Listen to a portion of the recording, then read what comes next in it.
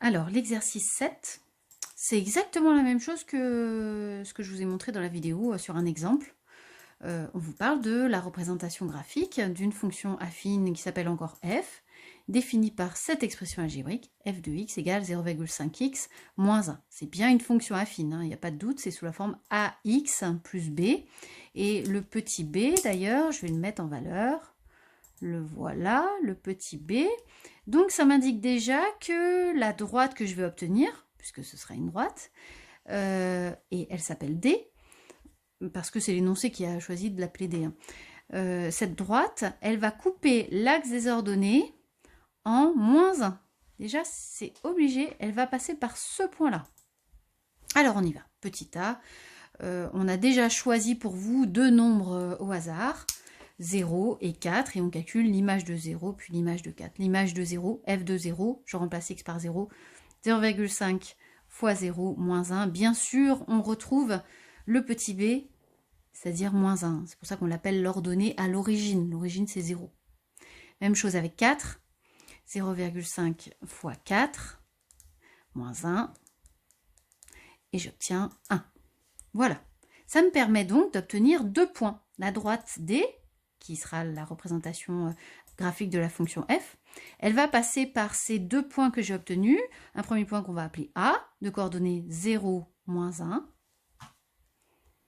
Un deuxième point, B, de coordonnées 4, 1. Et voilà pour la question petit a. Petit b, placez les points A et B, puis tracez la droite D. Le point A, 0, moins 1. On l'avait dit que la droite allait passer par ce point. Et le point B, 4. Alors 1, 2, 3, 4. L'abscisse, c'est 4. En ordonnée 1, 4, 1. Voilà mon point B. Je n'ai plus qu'à tracer la droite qui passe par A et B. Voilà la représentation graphique de ma fonction f.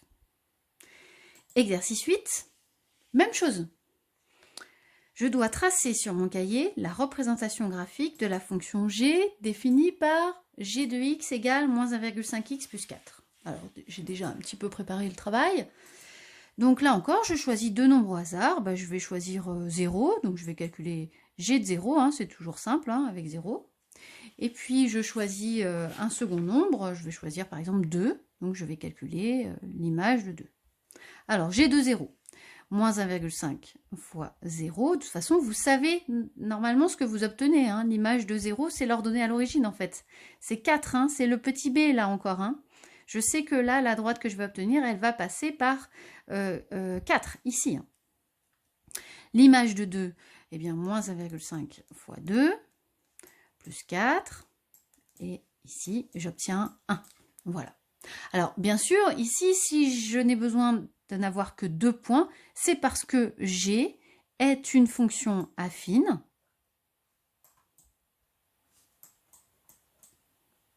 Donc, elle est représentée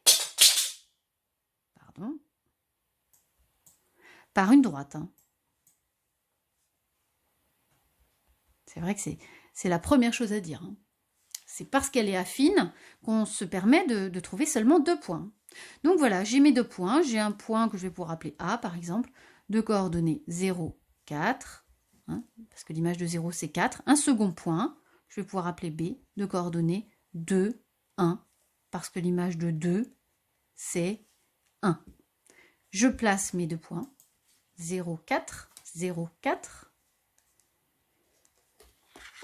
Et le point B, 2, 1, 2, 1. Et je n'ai plus qu'à tracer la droite passant par ces 2 points. Voilà la représentation graphique de ma fonction g.